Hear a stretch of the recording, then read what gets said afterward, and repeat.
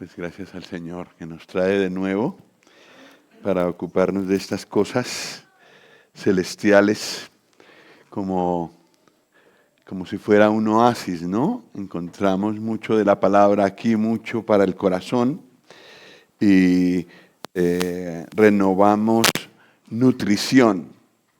Nos sentimos más fortalecidos con estas cosas. Está bien la altura, ¿no? De la proyección. Bueno. Entonces, hoy veremos los muebles del atrio. Se podían mover, luego eran muebles del atrio. Porque hemos dicho que hemos empezado por afuera.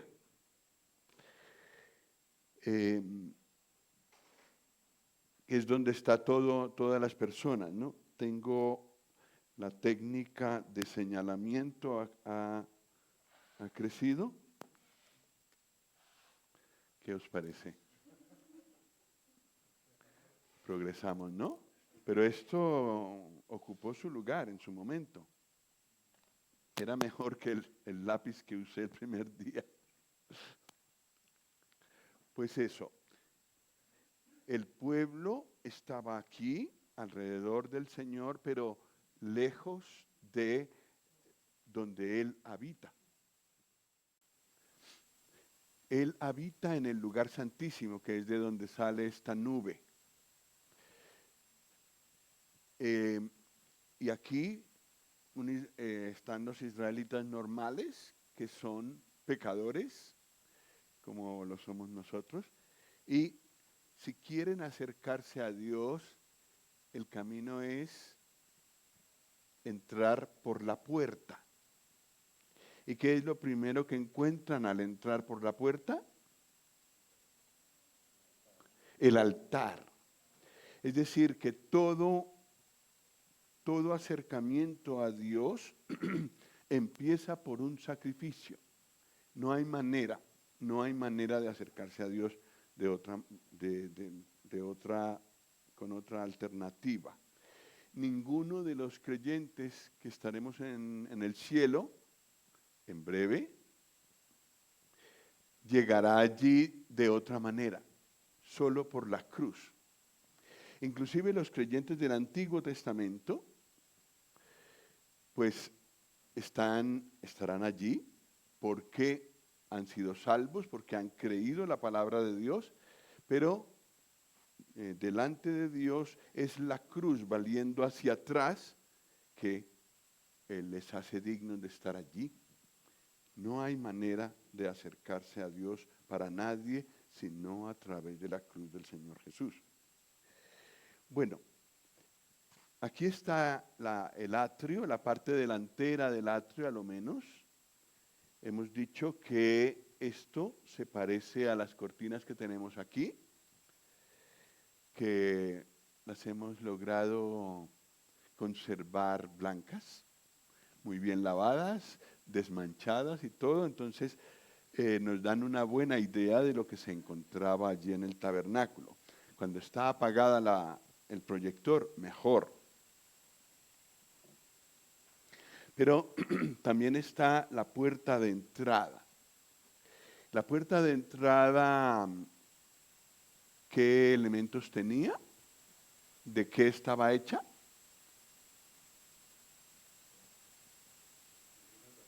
Lino torcido, como el resto de las cortinas. Azul, el color del cielo. Carmesí. Carmesí, que es el color de la realeza judía. Y púrpura, que es el color de la realeza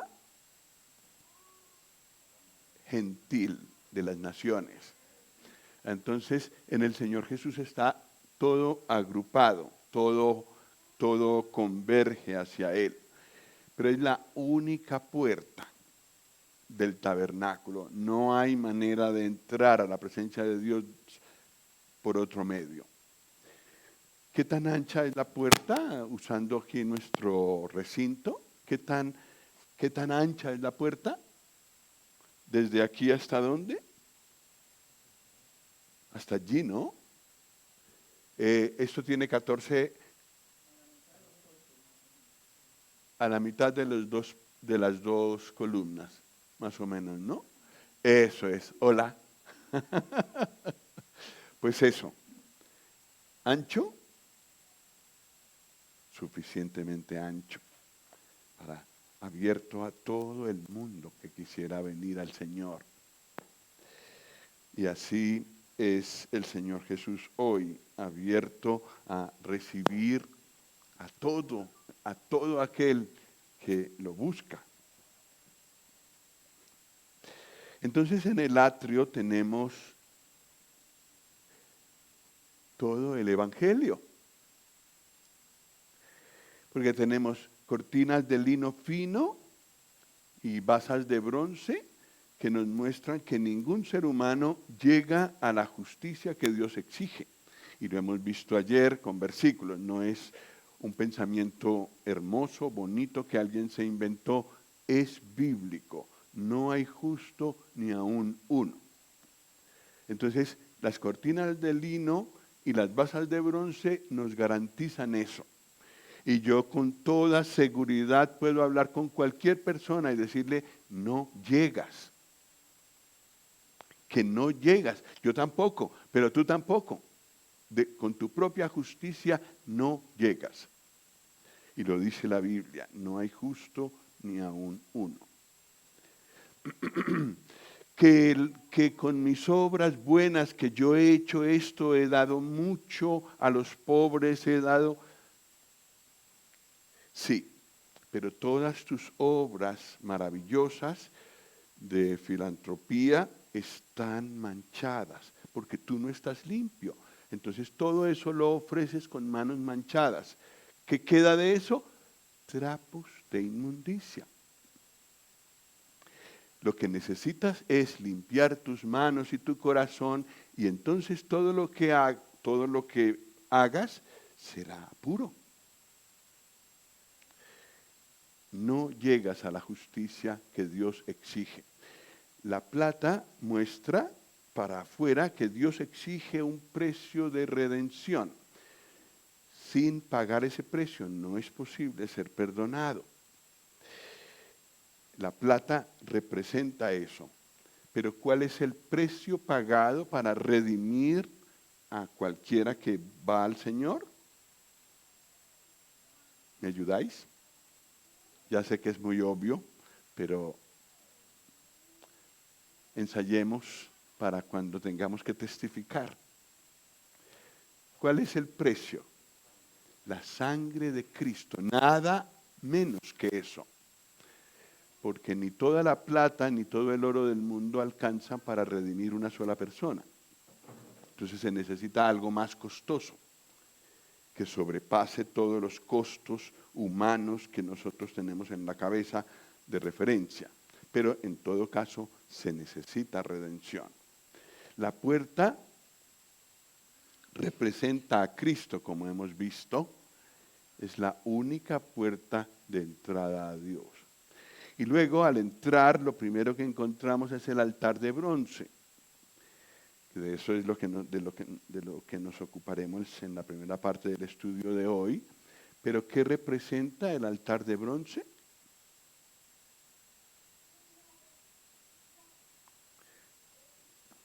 La cruz. Está allí, ¿no? Los niños estaban ensayando una cancioncilla para ellos que ponía eso. En el altar veo la cruz, veo a Cristo muriendo por mí. Ese es el primer paso para acercarse a Dios. El altar de bronce habla de esto, entonces, pues ya lo veremos. Y aquí tenemos el Evangelio en 4 renglones. Si a alguno de nosotros le cuesta dificultad para decir qué le digo a alguien que no es creyente, de repente está interesado en acercarse a Dios, ¿qué le digo? Este es un buen resumen. ¿Alguien lo quiere leer, por favor?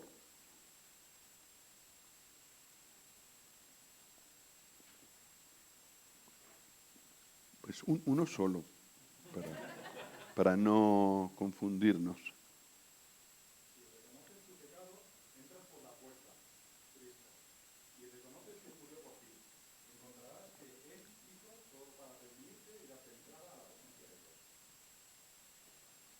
Está bien, ¿no?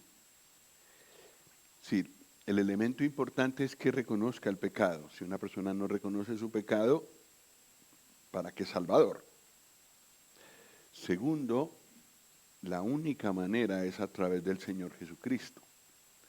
Y la tercera cosa que es muy importante es que Él, esa persona, tome la decisión de apropiarse de lo que el Señor Jesús hizo.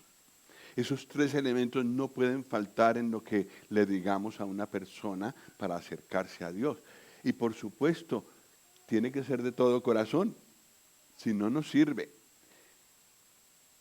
Tiene que afectar la vida. Y la manera como vemos que realmente la persona ha recibido al Señor Jesús es porque hay cambio, hay conversión. Bueno, pues vamos al altar del holocausto. Pues leamos antes de leer en Éxodo, leamos en 1 Corintios 15.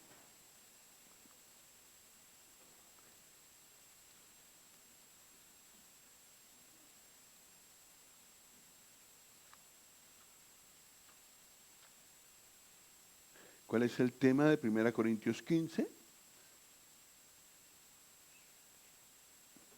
La resurrección. Ese es el tema general. Sin embargo, empieza el apóstol Pablo con el evangelio, digamos, completo, plenamente dicho. Versículos 3 al 6.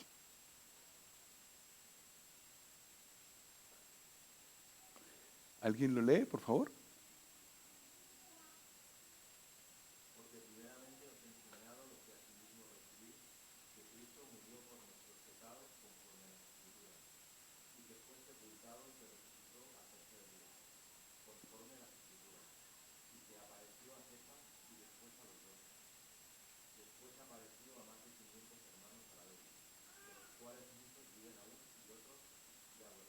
Uh-huh. 4 versículos y tenemos todo lo que el Señor ha hecho y que podemos decir que es el Evangelio, porque eso es lo que dice Pablo aquí. El Evangelio, porque primero, no lo dice así, pero dice, porque primeramente os he enseñado lo que asimismo recibí. Y entonces están los elementos.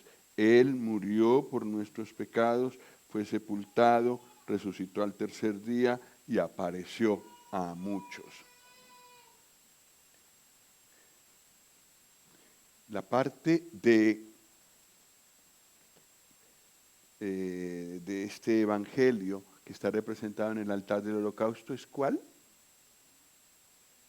Todo sucedió, es completo, pero ¿cuál es la parte que resalta el altar del holocausto?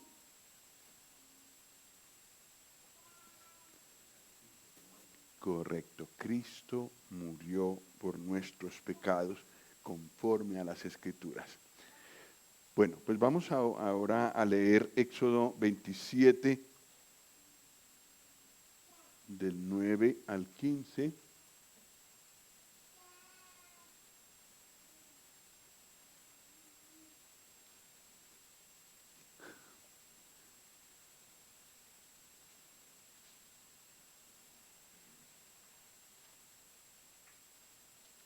Recibí una sugerencia ayer y es que hagamos como siempre hacéis vosotros de ir leyendo así en orden y cuando termina la multitud, pues entonces volvemos a empezar.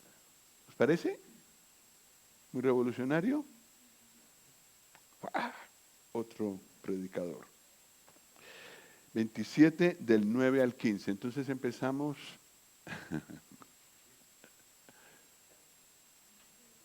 ¿Lo tienes? ¿Fina? 27 9 y así hasta el 15.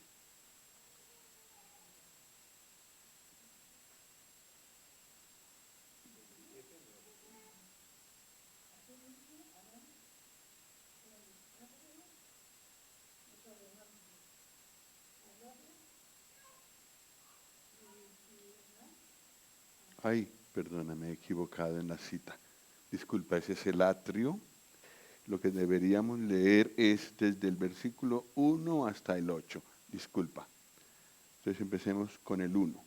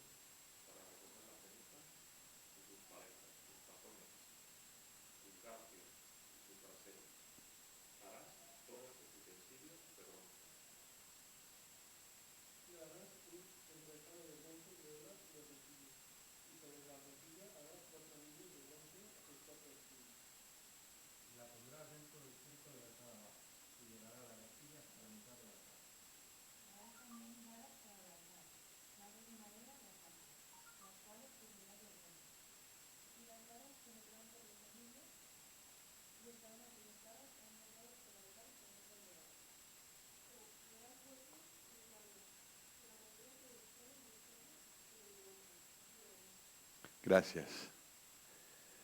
Sí, tenemos que corregir las citas que están puestas aquí, pero de lo que estamos hablando es de este elemento. ¿Cuánto tiene de largo?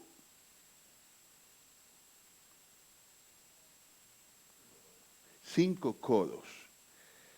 Este es un codo, bueno, de Gustavo, pero es un codo. Entonces, de largo debería tener ¿cuánto? 2,5 metros, pero en codos 5. ¿Hasta aquí más o menos? Sí. De ancho, lo mismo, ¿no?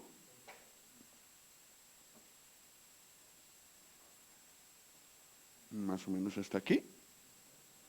Cuadrado. Grande, ¿no? Amplio, suficiente. Y de alto, 3. A ver. 1, 2, 3. Bueno, estos codos son generosos, pero nos da una idea de que es una cosa grande, amplia, suficiente. Luego una rejilla de las mismas características que había que subir hasta la mitad. Entonces quedaba ¿a qué altura? En codos.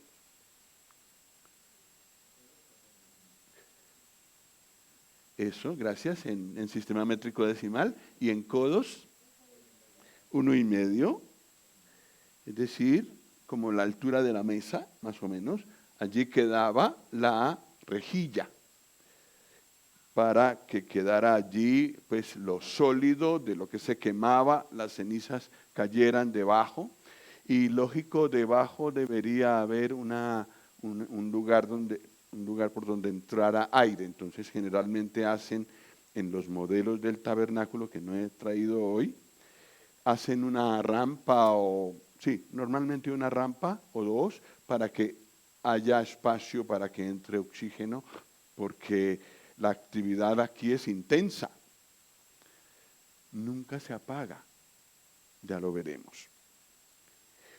Cuernos, hemos visto que también tiene cuernos. ¿De qué material está hecho?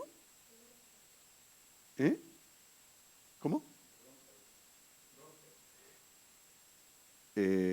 eso en segundo lugar, pero en primer lugar, madera de acacia, una madera especial que crece en el desierto. Madera de acacia recubierta con bronce. Tenía que soportar altas temperaturas. Esto estaba constantemente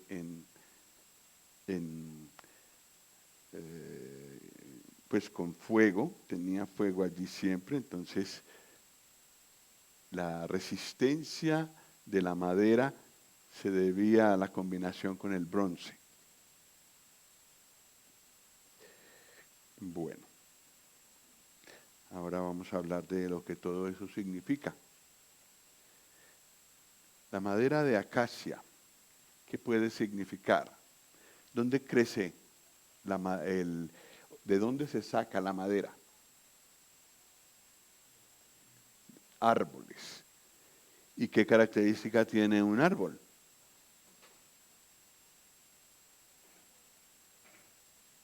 Bueno, tiene que ser alto, pero no solo eso.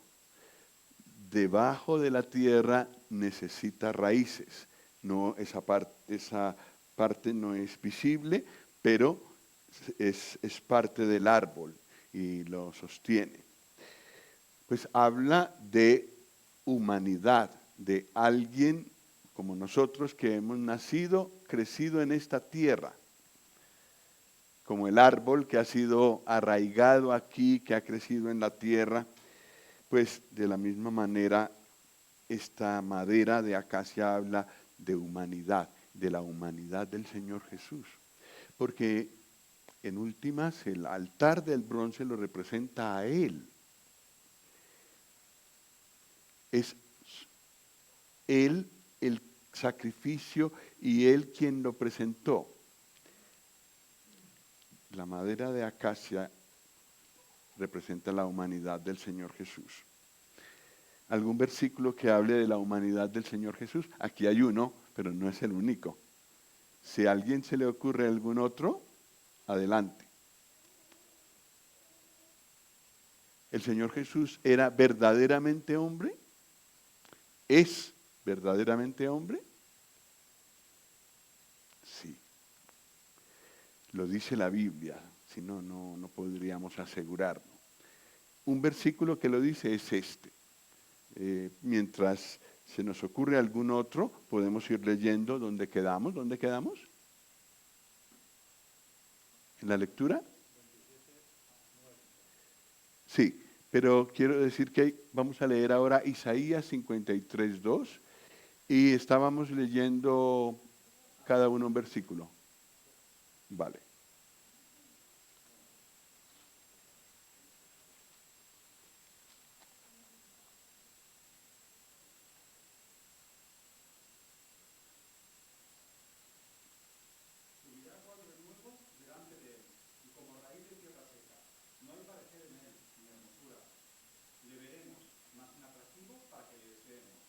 Uh-huh.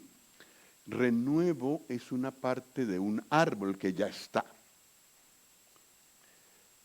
Raíz, ya sabemos, está dentro de la tierra, verdaderamente humano. El Señor Jesús es verdaderamente hombre, como nosotros. La única diferencia es que no hay pecado, no se puede conseguir pecado en Él. No hay pecado en Él, no pensó en pecados, no se le ocurrió el pecado, pero hombre, verdaderamente hombre. ¿Algún otro versículo ha venido a nuestra mente? Hebreos 4:15.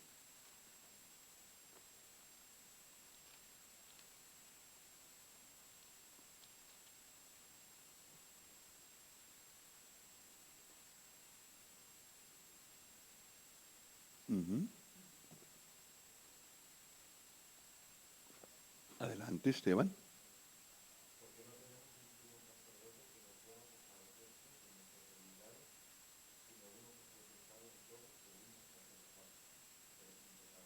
Uh-huh. como Dios no puede ser tentado. Dios no puede ser tentado. Luego, aquí vemos al Señor Jesús como hombre, porque se sometió a la tentación. Bueno, en los evangelios, cuando el Señor Jesús hablaba de sí mismo, ¿qué título usaba?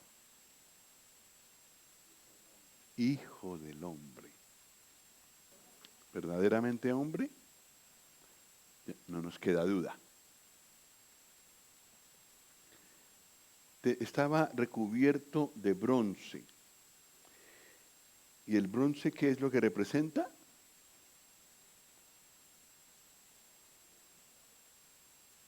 ¿Os acordáis de aquella escena que había unos con unos incensarios de bronce que habían puesto incienso ahí, pero no eran los autorizados?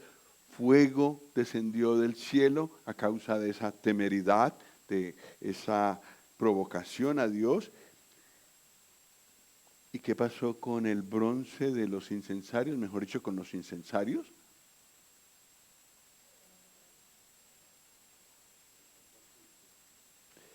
Pasaron el juicio porque fue posible después recogerlos y con ellos hacer una placa de bronce. Entonces, habla primero de juicio, siempre está relacionado con juicio, y segundo, con resistencia al juicio. Y esto es único en el Señor Jesús, porque en Él se descargó el juicio de Dios sobre lo que nosotros habíamos hecho, pero resistió. Y hoy está vivo.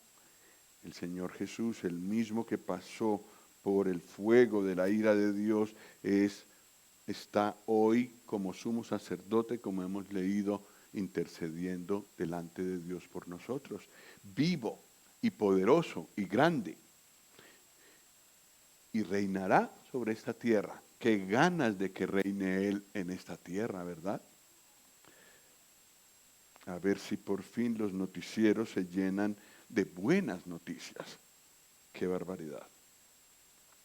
Entonces, el bronce nos habla del juicio de Dios en acción, pero también de la resistencia del Señor Jesús, que pudo soportar sobre él el juicio que merecía yo, que a mí me hubiera dejado aniquilado, muerto, no aniquilado, muerto. Pero él cargó con la culpa y con la ira de todos los creyentes, de cada uno, y son muchos, somos muchos. Su resistencia no la podemos medir. Pero el juicio de Dios se descargó, el juicio de Dios que yo merecía se descargó. Se descargó sobre él, pero se descargó.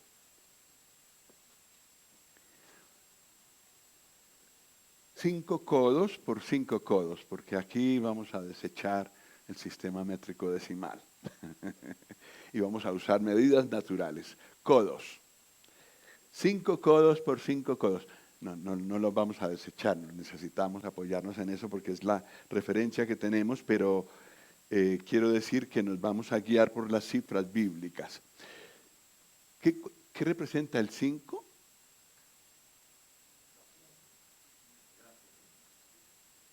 Bueno, podría ser, pero más enfocados en la Biblia y en la experiencia que tenemos, el 5, no puedo descalzarme, pero allí también hay 5 dedos, 5 sentidos, y nos habla de responsabilidad, de cosas que el Señor nos ha dado y de lo que tenemos que darle cuentas. Habla de responsabilidad. La razón del altar del holocausto es que no pude cumplir con mi responsabilidad. Dios me dijo cuál era su voluntad, todos la sabemos, pero ninguno de nosotros pudo hacerlo. Todos quedamos faltos, todos quedamos más abajo del estándar de Dios, como veíamos en las cortinas del atrio. Entonces, responsabilidad subrayada. A causa de que no pudimos responder a Dios conforme a su santidad y a su justicia, fue necesaria la cruz. Y eso está subrayado por este doble 5, cuadrado, 5, 5. Responsabilidad humana delante de Dios. Pero era cuadrado, 4 lados. Y ayer vimos el número 4. ¿Qué significa el número 4?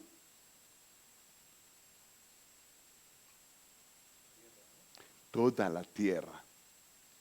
Es decir, que no queda ningún trozo de la tierra por fuera. Todo lo del... ¿Esto qué será? ¿Sabéis? Aquí en Espes, ¿realmente dónde está el norte? ¿No? Aquí tenemos a Gustavo. Está calculando dónde está el norte.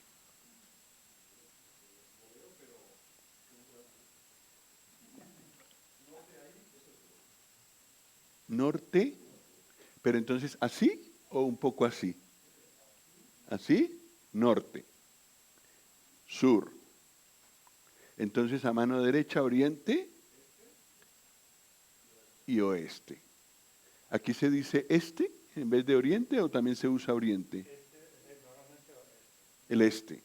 Sí, nosotros usamos en Colombia más el oriente. Pero bueno, este, oeste. ¿Está más o menos así? Entonces quiere decir que la entrada del tabernáculo estaba ¿dónde? ¿Cómo estaba colocado el tabernáculo?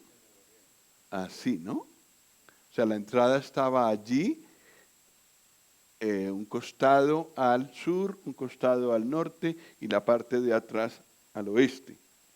Entonces estaba acomodado de esta manera. En Israel, pero estaba acomodado de esta manera. Bueno, eso ya nos da una referencia. Pero tanto da para el altar de bronce, el altar del holocausto, tanto da porque da para todos los lados. Todo aquel lado está cubierto, todo aquel y todo aquel. Toda la tierra puede venir al Señor Jesús. Y por eso está citado allí Juan 3. Y el versículo está escondido detrás de la foto. ¿Qué versículo es? 16. Todo aquel que en él cree. Precioso, ¿no? No importa dónde vayas, dónde te llame el Señor en esta tierra, si Él te llama a hablar de Él, donde sea encontrarás o podrás decir a boca llena, arrepiéntete que el Señor te recibe, porque su obra en la cruz fue para todos. Oriente, occidente, norte y sur, colombianos, españoles, rusos, ucranianos, israelitas y palestinos, para todos.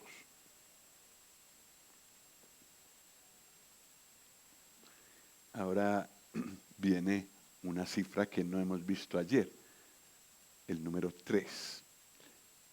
¿Qué se os ocurre que podría representar el 3? La deidad, la Trinidad. Sí. Hemos leído ayer que 2 o 3 testigos eran suficientes para un juicio. ¿Os acordáis? Pues 3 es más que 2. 3 muestra el testimonio pleno de Dios y muestra la Trinidad. En el Antiguo Testamento se podía ver, pero un poco velada, la Trinidad. Pero en el Nuevo Testamento, con la venida del Señor Jesús, la Trinidad fue plenamente revelada. De tal manera que nosotros que hemos conocido al Señor Jesús, ya no llamamos a Dios por su nombre, le decimos Padre. Al Señor Jesús por todo el testimonio bíblico, lo llamamos mayormente Señor, Señor Jesús.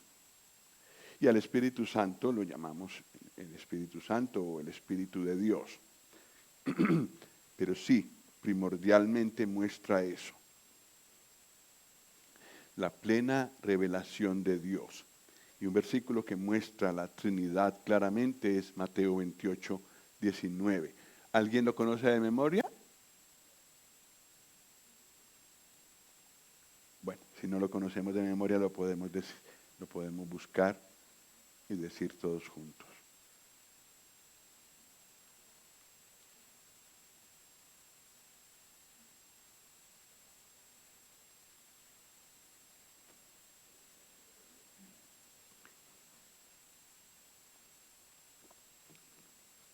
Lo leemos juntos. 1, 2, 3. Por tanto, id y haced discípulos a todas las naciones, bautizándolos en el nombre del Padre y del Hijo y del Espíritu Santo.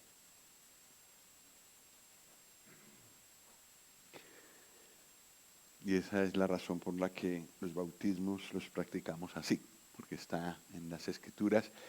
Y también un reconocimiento de que los tres estuvieron involucrados en la redención. Y yo creo que aquí en el altar del holocausto también se nos habla de eso, que no fue una cosa solamente del Hijo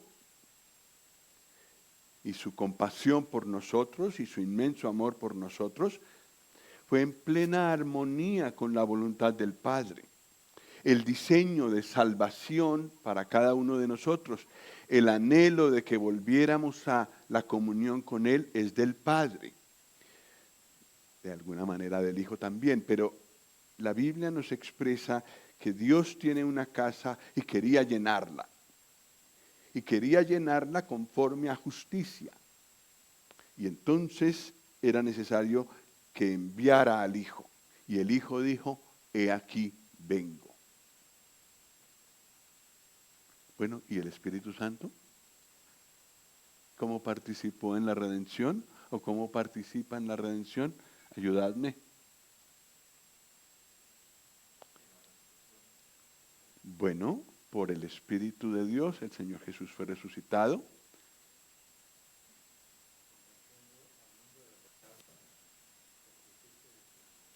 Después de que el Señor Jesús partió de este mundo, es el Espíritu Santo el que nos trajo al Señor Jesús, a todos nosotros. No hay otra manera. Gracias. ¿Cómo más ha participado el Espíritu Santo en la redención?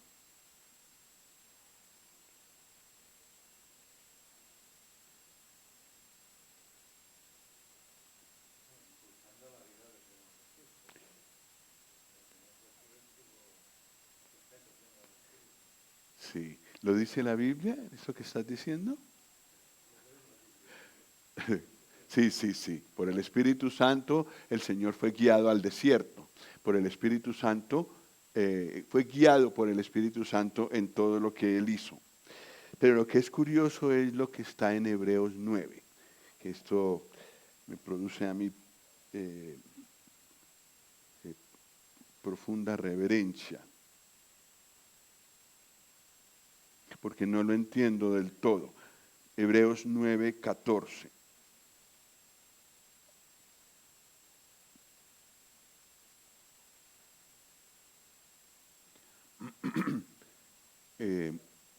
Elizabeth, debe ser, ¿no?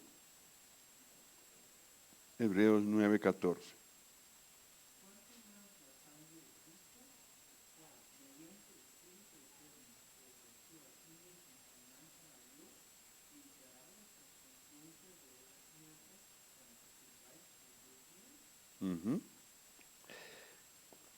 Bueno, a mí me queda grande entender este versículo, pero lo creo, es lo que dice la Biblia. El Señor Jesús, mediante el Espíritu Eterno, se entregó a sí mismo sin mancha a Dios.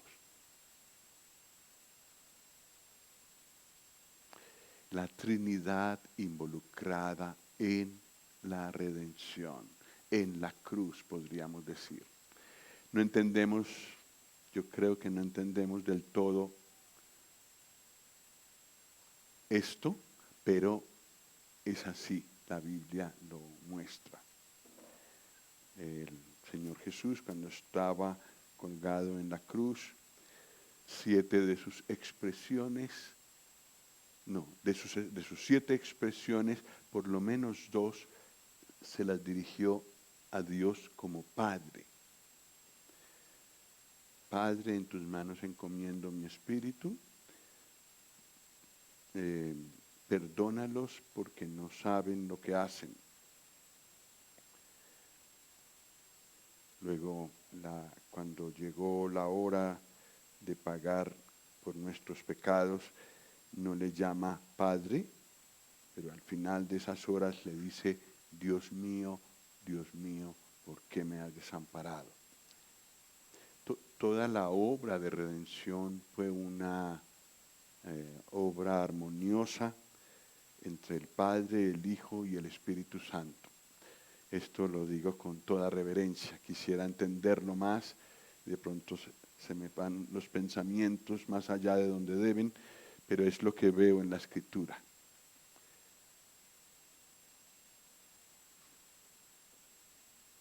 Bueno, y finalmente estas palabras que leímos en Éxodo 27.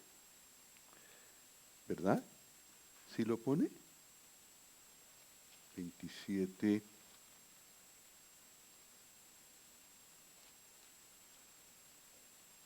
Ocho.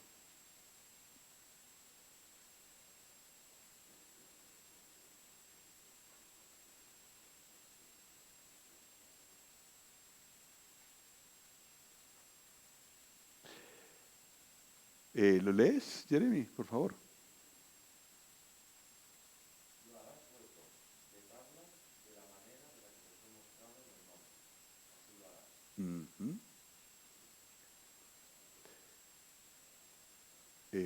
Moisés debió ver el altar en el cielo y tenía que reflejar eso en el tabernáculo que él iba a construir. Y efectivamente lo hizo. Y los obreros que le ayudaron, que se encargaron de eso, también fueron guiados por el Espíritu Santo y lo hicieron exactamente así, de tal manera que en cierto momento, cuando se había terminado todo el tabernáculo, la gloria de Dios descendió y llenó todo. La aprobación de Dios vino y se mostró en todo el tabernáculo tal como lo había hecho Moisés con las personas que le estaban ayudando.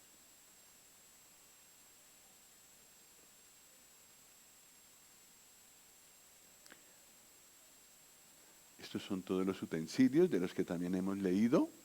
¿De qué material? Bronce. ¿Y qué significado tiene el bronce? Juicio de Dios en acción. Entonces veremos que en el atrio el elemento que más domina es el bronce.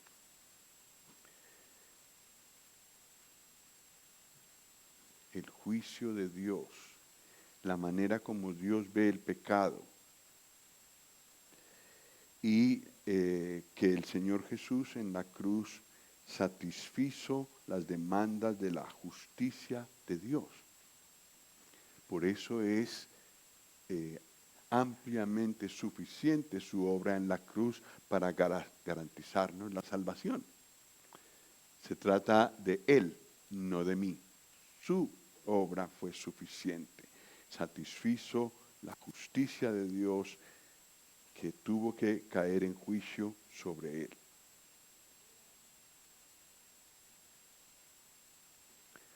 Aquí vemos la parte delantera del tabernáculo, es decir, puestos aquí, pues la parte de adelante allí, hacia el oriente, hacia el este, mucha actividad,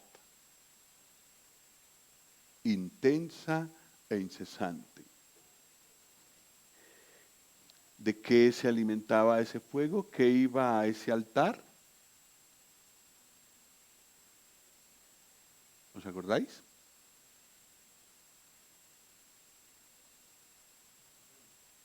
¿Mm? Las ofrendas, los sacrificios animales. También parte de las ofrendas vegetales iba allí.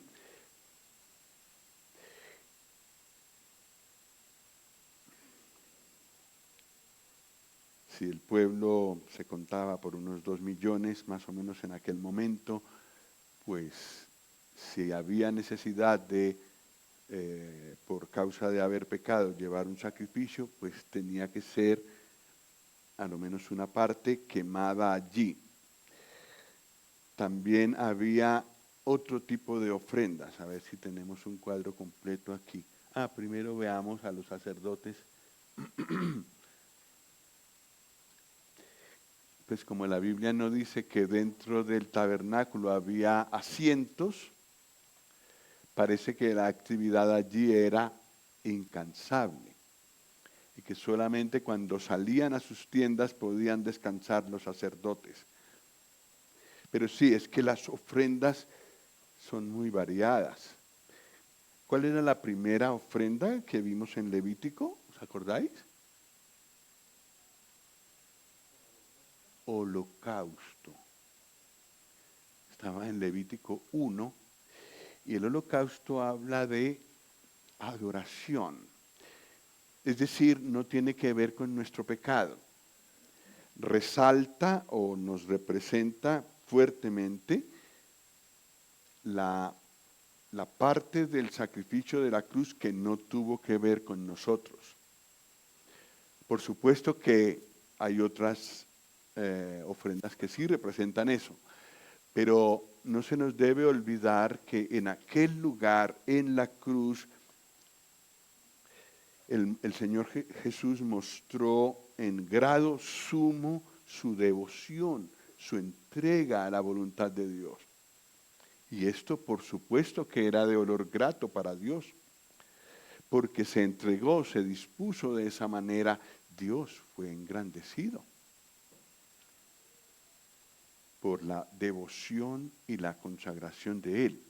Pero también porque entregándose a la cruz, el Señor Jesús estaba diciendo a Dios, tú eres justo.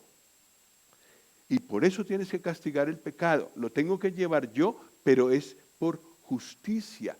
Tu justicia demanda esto. Así que la justicia de Dios también fue exaltada. Su pureza. Porque es a causa de su pureza que los hombres no se pueden acercar a Él. Porque es todo lo contrario. Los hombres, los seres humanos somos todo lo contrario. Llenos de pecado y con tendencia al pecado. Pues el Señor Jesús con su sacrificio estaba diciendo también, eres justo. Y por eso demandas el sacrificio de un cordero perfecto, conforme a tu corazón. Entonces también la justicia de Dios fue exaltada. Y hay más cosas. En el calendario del año pasado vimos varias de las cosas que el Señor Jesús exaltó en la cruz, adorando a Dios por sus atributos. Sergi, ¿nos puedes leer? Es tu turno. Efesios 5:2, que habla del holocausto.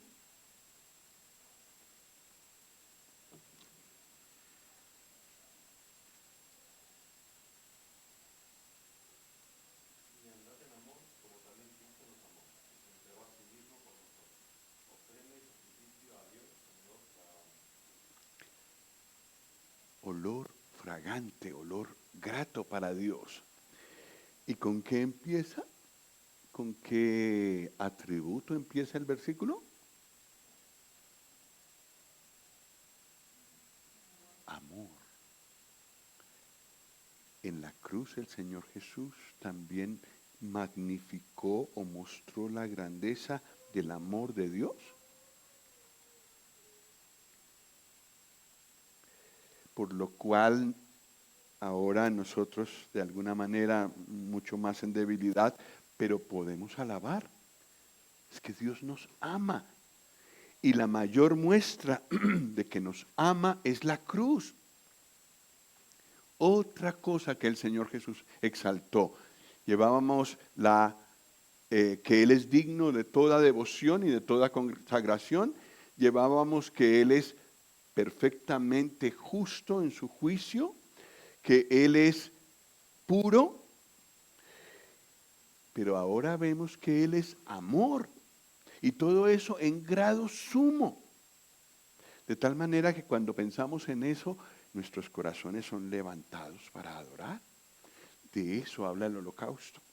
Y el holocausto tenía que tenía que ir allí al altar.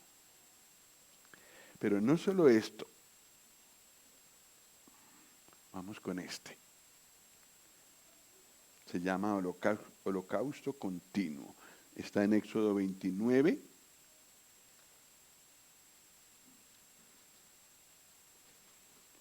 Versículos 38 al 46.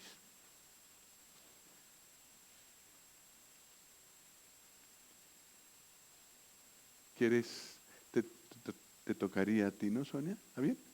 38, Éxodo 29, desde el 38 hasta el 46.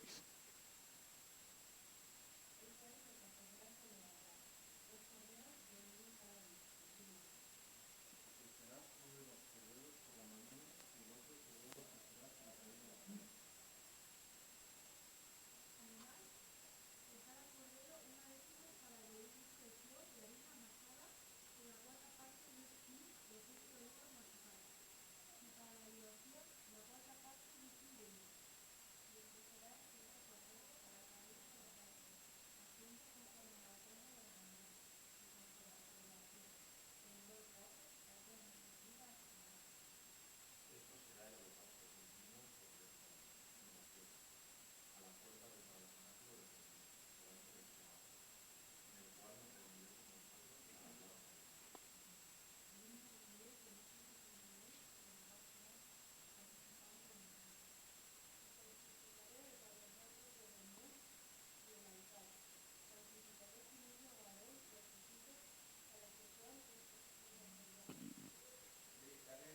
en el cual me reuniré con vosotros para hablar con vosotros. Gracias.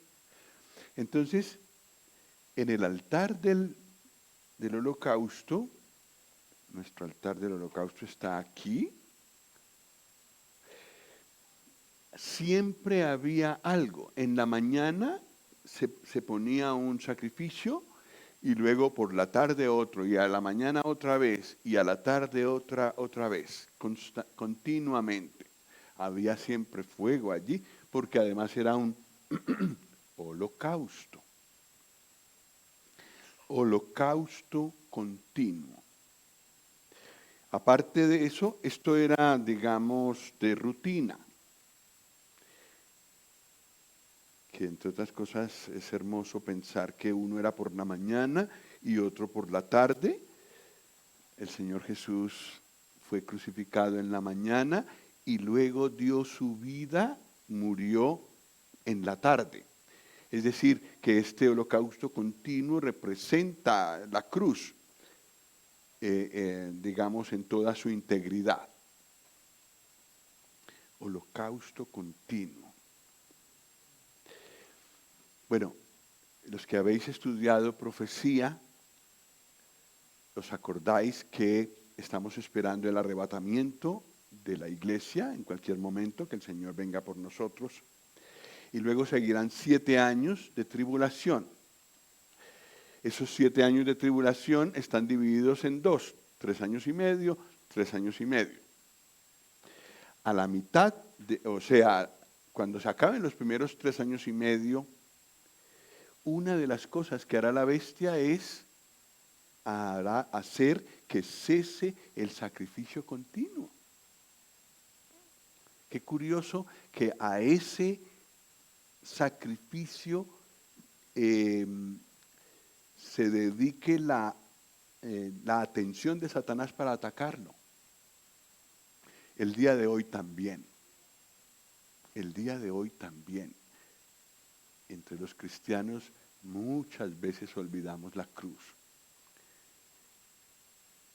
Vivimos, pues sí, buscamos hacer los mandamientos de Dios, buscamos hacer muchas cosas para Él, pero nos cuesta trabajo volver a la cruz. La cruz nos humilla. Pero lo que nos recuerda el holocausto continuo es que el sacrificio que el Señor Jesús hizo en la cruz permanece delante de Dios. Está en vigor siempre, hoy también, aunque ocurrió hace 2000 años.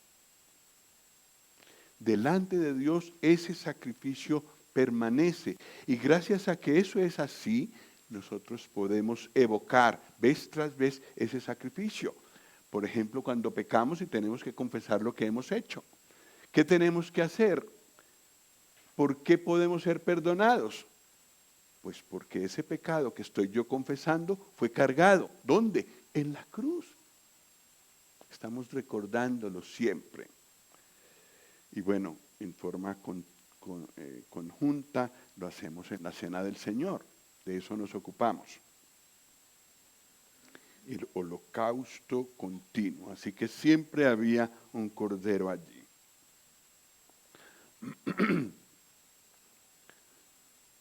La cruz tiene vigor permanente.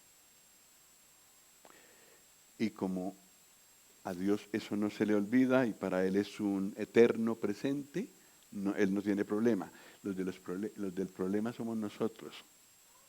Y por eso el Señor y el Espíritu Santo, sin duda, nos guían a recordar la muerte del Señor Jesús, su cruz, que para Dios permanece. Bueno, la segunda ofrenda que había era la oblación, la ofrenda vegetal, donde no había muerte, no había derramamiento de sangre, que nos habla de la vida perfecta de Cristo. ¿Os acordáis? Vimos con muchos detalles. Eso fue hace unos 3 años, ¿puede ser? Me parece. Hay grabaciones de eso, ¿no? Bueno, pues tenemos mucho para recordar. Siempre es bueno volver a estos detalles. Son muy ricos en significado. Pero bueno, en resumen, la oblación, que era ofrenda de harina, habla de una vida perfecta, de la vida perfecta de Cristo. La ofrenda de paz. En ninguna de estas 3 ofrendas se habla esencialmente o se habla tanto del pecado. Las 2 que siguen sí, la ofrenda por el pecado y la ofrenda por la culpa. Pero tenemos 3 que no tienen tanto que ver con el pecado nuestro. La ofrenda de paz. Y para eso, nada como leer Colosenses 1:20. Colosenses 1:20.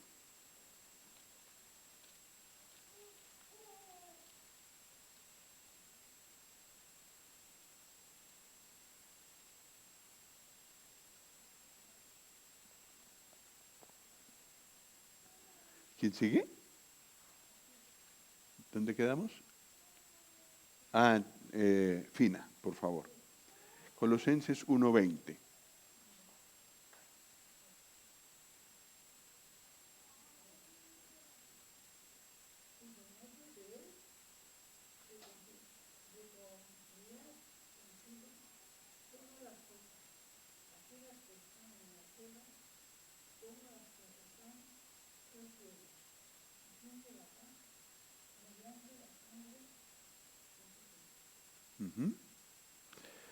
No es aquí no se trata esencialmente del pecado, sino que estábamos enemistados con Dios por nuestra manera de actuar.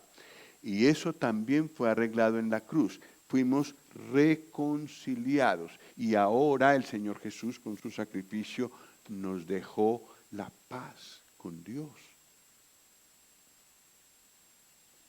No hay nada que Él me vaya a cobrar, porque todo fue arreglado. Estamos en paz, no debo nada. Y toda la enemistad que había desapareció. Qué hermosura, ¿no? La ofrenda de paz era un sacrificio aparte, un animal aparte, que también era ofrecido allí. Y sí, a lo que más estamos acostumbrados es que el Señor Jesús murió por nuestros pecados, es lo que representa la ofrenda por la culpa. Pero también murió por el pecado. ¿Cuál es la diferencia? Los pecados y el pecado.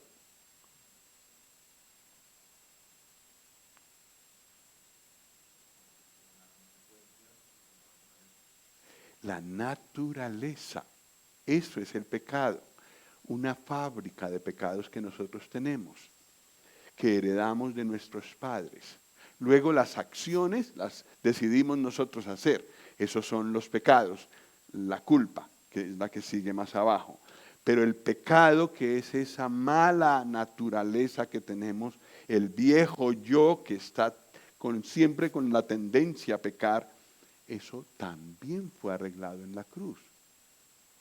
Romanos 6:6.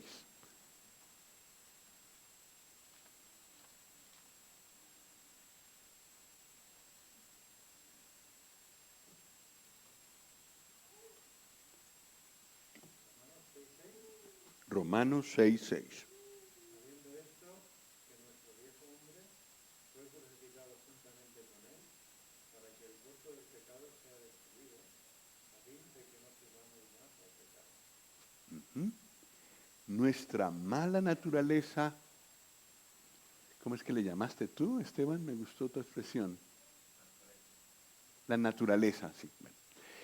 Esa naturaleza que hace pecados, que produce pecados, fue crucificada con Cristo en la cruz. Allí quedó. Y sí, ya me diréis, eso se sigue manifestando y a veces parece que se despegara de la cruz y se pusiera a andar y hiciera de la suya. Sí, sí, sí, es verdad. Pero nosotros debemos considerarla muerta. Y también debemos, con la comunión con el Señor, hacer como que estuviera muerta. Como aquel muerto al que le llevan 80 millones de euros así en una caja. Mira, ¿qué hace el muerto?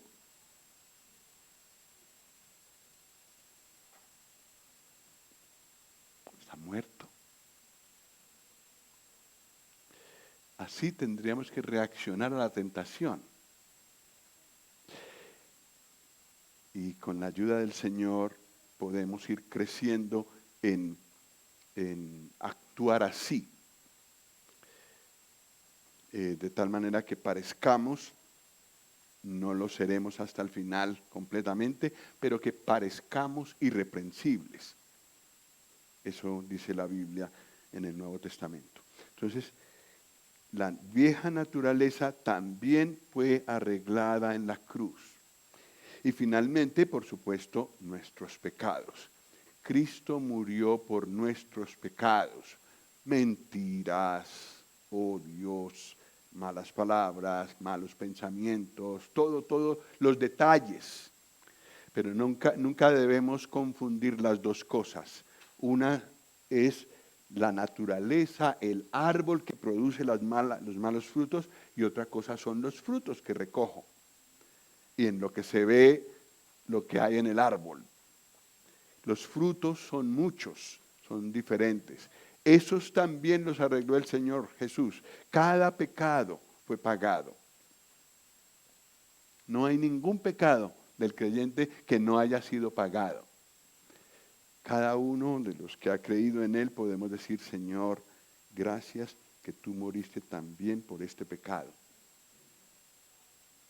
Cuando somos creyentes y caemos, esto es de una ayuda enorme para nuestra conciencia. Una señora le dijo una vez a un hermano, he confesado este pecado 1000 veces.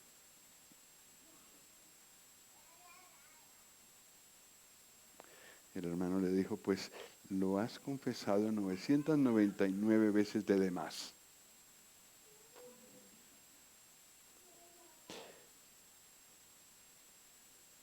Sí, cuando nos vemos en esa situación, estamos así bajos y estamos confesando lo que hemos hecho. Son palabras que me enseñó mi suegro. Recordemos que en la cruz eso fue pagado, bien pagado, completamente pagado. Y agradezcámoslo.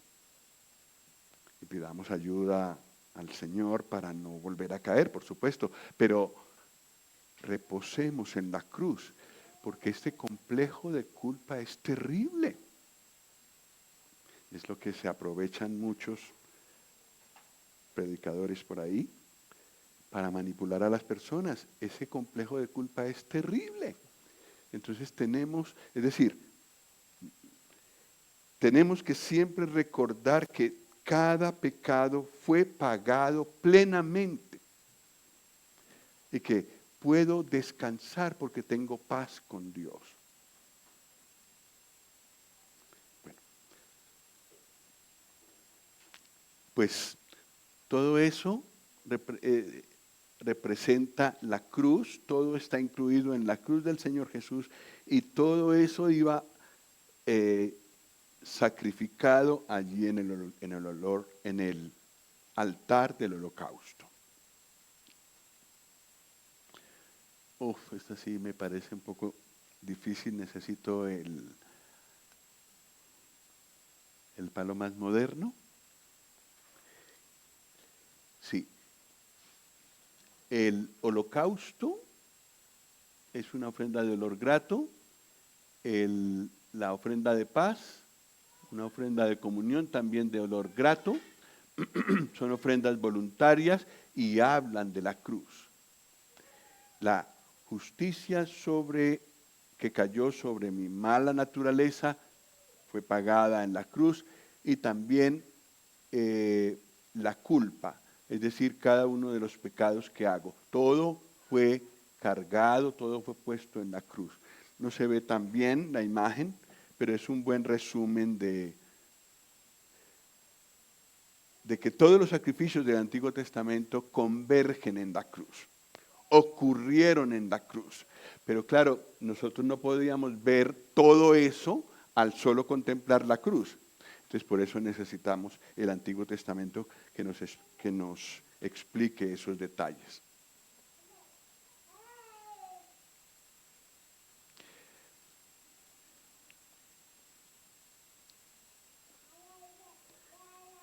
El altar del holocausto es una figura muy completa de la cruz, por los materiales, por sus medidas y también por todo lo que ocurría dentro.